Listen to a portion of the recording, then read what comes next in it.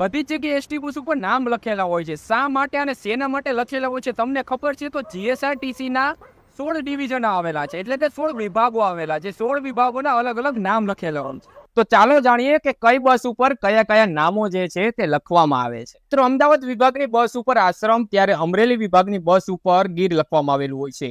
ભરૂચ વિભાગની બસ ઉપર નર્મદા, ત્યારે શેત્રુંજી લખેલું હોય તો ભાવનગર વિભાગની બસ સમજવાની છે.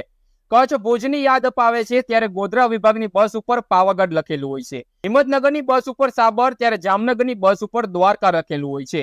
જુનાગઢની બસ ઉપર સોમનાથ લખેલું હોય છે, ત્યારે મહેસાણા વિભાગની બસ ઉપર મોઢેરા લખેલું હોય છે. ત્યારે અમૂલ લખેલું હોય તો એ તો આપણું આણંદ વિભાગની બસ હોય છે.